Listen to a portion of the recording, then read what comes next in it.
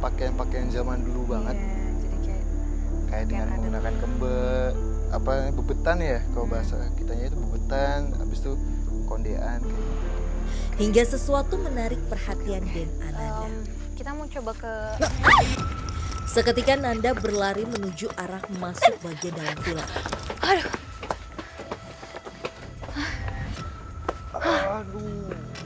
Rupanya Nanda berlari menuju ke sebuah patung semar yang berwarna merah yang sempat saya kunjungi saat mengumpulkan informasi. Deden lagi komunikasi sama sosok yang ada di patung semar ini sepertinya. Aduh. Den, kenapa nih? Kenapa? Hah? Kenapa? Jadi pada saat saya nengok ke belakang, mata patung ini nyala. Nyala. Nyalanya sangat-sangat betul-betul bikin silau mata. Jadi dia bilang sama saya lagi, kamu nunduk. Kalau ketemu saya itu nunduk. Oh, kamu disuruh gitu? Ya, nunduk. Jangan menjadikan anak yang angkuh katanya. Duduk katanya. Kayak saya sempat nuwun. Nuwun bahasanya adalah numpang isi. Habis saya tanya sama beliau, kamu siapa? Kata beliau adalah, saya penunggu yang mendiami patung ini. Dia sosoknya adalah kayak kakek tua, sangat-sangat tua, dengan posisi dia menggunakan tongkat, tapi sangat wibawa banget. Dan dia ngomong sama kita adalah, kamu mesti apa ya bahasanya, jaga badan, jaga apapun hal itu. Oke. Ada juga yang dari kampung juga datang ke sini jam 12 malam, katanya anaknya kesambet di sini, yaitu di Semar. Makanya dia datang malam Jumat jam 12 itu mandiin Semar pakai bunga, pakai kembang. Ini kabarnya bukan dari Jakarta, Din. Ternyata Iya. dari Jawa. Betul. Dari tepatnya dari Jogja. Kalau kamu bilang tadi ada makhluk di dalamnya, itu makhluk bawaan dari Jogja atau patung ini udah ditaruh sini baru akhirnya pas terbengkalai ada makhluk yang mengisi? Jadi pada saat patung ditempati di sini, kan ini tengah-tengah bukit kembali lagi. Ini ada di tengah-tengah bukit, makhluk yang ada di sini akan mendiami salah satu media yang bisa untuk menampung dia. Kayak gitu. Dan patung ini bisa jadi salah satu medianya Betul ya? banget. Jadi Suara. sosok yang ada di sini adalah sosok kayak kakek. Dan dia mungkin ada sambungannya juga kenapa pada saat itu anak muda itu sempat kesambet, kemasukan lah ya. Itu mungkin pesannya itu, jadi manusia itu jangan sombong. Bahasanya dia adalah bahasa Jawa ya. Menungso iku ojo punya sifat sombong ya. Selaras dengan apa yang dikatakan oleh Den Ananda akan sosok kakek penunggu patung Semar, bahwa sosok tersebut menjaga area villa dan kerap menegur siapa saja, baik pekerja maupun pengunjung yang bersifat angkuh dan sombong. Dia Hanya menjaga menjaga. tempat ini, seluas ini dia yang menjaga. Ya udah kalau gitu semoga aman. Kita coba ke atas lagi ya, Dan. Penelusuran pun kami lanjutkan. Dan Awas. kenapa? Tiba-tiba saya melihat sosok laki-laki yang tanpa kepala. Dan benar saja, Den Ananda pun mencoba mengejar sosok astral yang menarik perhatiannya. Tunggu. Aduh. Allah. Aduh.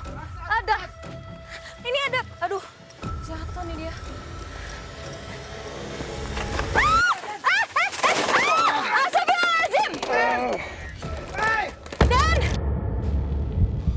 Lantas, apakah penelusuran kami malam ini harus terhenti akibat insiden yang dialami oleh Den Ananda? Sebagian besar mitos dan kisah mistis di area Villa Joglo ini mulai terkuak. Namun tak bisa disepelekan, insiden jatuh terperosok yang dialami oleh Nanda membuat pertimbangan besar, akankah penelusuran ini dilanjutkan atau harus terhenti dan menyampaikan beberapa mitos yang masih belum tuntas. Tim, tolongin dong. Dan. Wah, itu khawatir banget. Bener-bener khawatir banget. Karena ini kan kita penelusuran cuma berdua ya. Artinya kalau sampai ada hal fatal yang terjadi sama Den, wah ini kita bisa-bisa, yang pertama sih aku akan khawatir sama Denia ya. Yang kedua adalah aku khawatir juga kalau kita nggak akan menuntaskan penelusuran malam hari ini gitu. Karena dia tiba-tiba lari, bukan hanya lari, tiba-tiba dia kayak nyungsep gitu ya. Nyusruk langsung ke salah satu tempat kayak, dan itu dalam loh, mungkin dalamnya kayak 1 meter lah ya. Tunggu, napas dulu, jangan langsung jalan. Penelusuran pun kami hentikan sementara guna memeriksa keadaan Den Ananda. Oke, ini kita udah bisa lanjut lagi, tapi Den, Siap. beneran udah nggak Aman, apa-apa. aman, aman. Bisa jalan ya? Bisa. Aman Insya ya? Allah aman. Tapi emang sosok itu masih ada di atas ujung itu.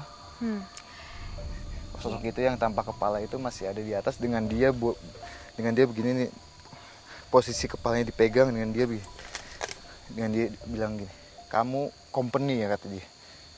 Mungkin Mbak Nat dengan penampilan bulenya mungkin. Habis itu saya tanya lagi, kamu dulunya kenapa bisa kayak gini kejadian masih tanpa kepala itu? Jadi pada saat zaman Belanda itu dia itu sempat dipenggal kepalanya sama company Belanda di wilayah bukit ini. Ya, kita sambil jalan. Baiknya tak ada cedera serius yang dialami oleh Den Ananda dalam insiden jatuh tersebut. Sehingga penelusuran pun akan tetap dilanjutkan dengan kondisi Nanda yang harus berjalan sedikit tertatih. Den, gimana? Ya, kita coba ajak komunikasi di sini kali ya. Tadi kan kita nggak bisa untuk naik ke atas. Iya, Karena terlalu emang- bahaya juga ya, Iya. curam banget soalnya di situ, jadi kita nggak bisa lama-lama juga, karena takut ya berbahaya. Jadi kita coba ajak makhluknya itu untuk kesini. Mau dia, nggak apa-apa ya?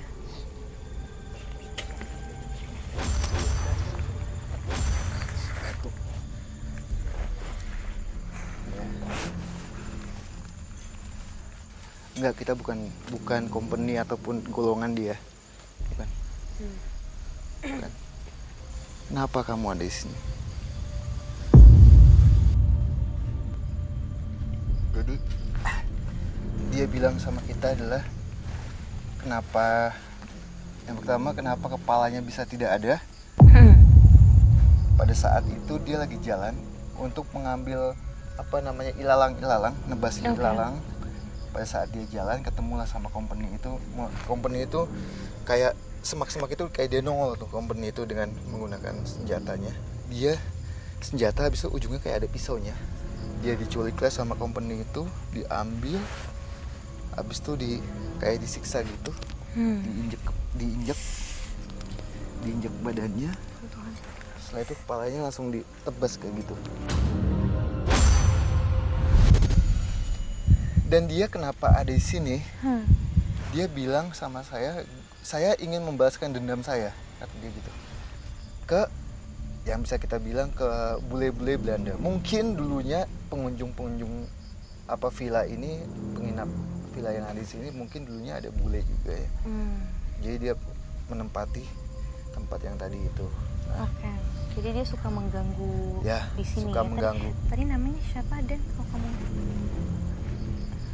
Namanya Legok siapa? Legok. Oke. Dia bilang Legok, abis itu apa gitu dia ngomong. Waktu dulu kan Legok Rahinan ini namanya.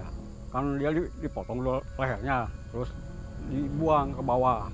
Waktu saya masih kecil memang ada yang dipanggilnya itu Legok Rahinan. Orangnya tadinya kan ya biasalah pelarian dari zaman Belanda.